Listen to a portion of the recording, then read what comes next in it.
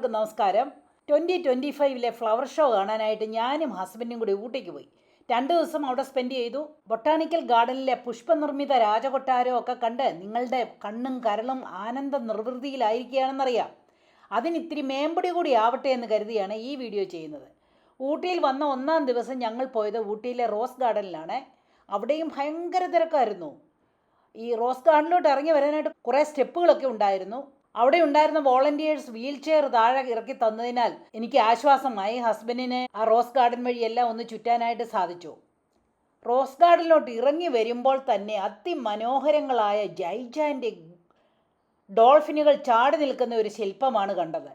ഈ ഡോൾഫിനുകളെ റോസാ പുഷ്പങ്ങൾ കൊണ്ട് നിർമ്മിച്ചതാണ്. ഡോൾഫിൻ്റെ പുറം മുഴുവൻ കടും ചുവപ്പ് റോസാ പുഷ്പങ്ങളും ഇൻസൈഡിൽ വെള്ള പൂക്കളും കൊണ്ടുമാണ് ഇത് അലങ്കരിച്ചിരിക്കുന്നത്. ഈ ഫാന്റാസ്റ്റിക് കളർ കോമ്പിനേഷൻ കൊണ്ട് എല്ലാവരെയും ഒരു കാന്തം പോലെ റോസ് ഗാർഡനിലേക്ക് ആകർഷിക്കപ്പെടും. ഇവിടുത്തെ തിക്കും തിരക്കും കാരണം ഈ ഡോൾഫിനുകളോടൊപ്പം തനിയൊരു ഫോട്ടോ എടുക്കാൻ തന്നെ ബന്ധപ്പെട്ടു. അതുപോലെ തന്നെ സ്റ്റെപ്പ് ഇറങ്ങി താഴേക്ക് വരുമ്പോൾ ഒരു റൗണ്ട് ബോട്ടാണ്. ലെയർ ആയിട്ട് പൂച്ചട്ടികൾ വെച്ച് അതിമനോഹരമാക്കിയിരിക്കുന്നു. 1-2 ലെയർ മുഴുവൻ റോസാ ചെടികൾ മണ്ണിൽ നട്ടിരിക്കുന്നു. അവയിലൊക്കെ പൂക്കൾ മൊട്ടിട്ട് വരുന്നതേയുള്ളൂ. എന്നാൽ ബാക്കിയുള്ള ലെയറുകളിലെല്ലാം മഞ്ഞയും ഓറഞ്ചും റെഡും കളറുകളിലുള്ള മെറിഗോൾഡ് ചട്ടിയിലാണ് വെച്ചിരിക്കുന്നത്. പക്ഷേ എന്തൊരു ഭംഗിയാണെന്ന് നോക്കിക്കേ. കൂടാതെ തന്നെ ഇവിടെ ധാരാളം പുൽത്തകിടികൾ പച്ച പരവതാനി വിരിച്ചിരിക്കുന്നത് പോലെ വെട്ടി നിർത്തിയിരിക്കുന്നത് കാണാൻ അപാര ഭംഗി തന്നെയാണ്. ഇവിടെ ഇടയ്ക്കിടയ്ക്ക് മഴ പെയ്യുന്നതിനാൽ പുല്ലിൽ വെള്ളമുണ്ടായിരുന്നെങ്കിലും അതൊന്നും കൂസാതെ ആളുകൾ ആ പുൽത്തകിടിയിൽ ഇരുന്ന് ഈ സ്വർഗീയ അനുഭൂതി ആസ്വദിച്ചുകൊണ്ടേയിരുന്നു. ഈ റൗണ്ട് ബോട്ടിൻ്റെ ഒരു സൈഡിൽ മുഴുവൻ റോസ് ചെടികളാണ്. തലച്ച് കയറി വരുന്ന റോസാ ചെടികൾ. അതിന് ഓപ്പോസിറ്റിൽ ചെടികളൊക്കെ ഭംഗിയായി വെട്ടി നിർത്തിയിരിക്കുന്നു. ഈ റോസ് ഗാർഡനിൽ 3000-ന് മേൽ വെറൈറ്റി റോസ് ചെടികളുണ്ടെന്നാണ് പറയുന്നത്. ഈവൻ ബ്ലാക്ക് റോസ് വരെയുണ്ട്.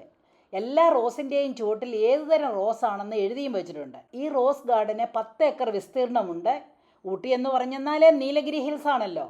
അപ്പോൾ ഈ റോസ് ഗാർഡനും തട്ടായി കിടക്കുന്ന ഒരു മലമുകൾ തന്നെയാണ്. ഇടയ്ക്കിടയ്ക്ക് നമ്മൾക്ക് റെസ്റ്റ് ചെയ്യാനുള്ള ഗസീബോസുമുണ്ട്. അത് കഴിഞ്ഞ് ഞങ്ങൾ ഊട്ടി ലേക്കിൽ പോയി.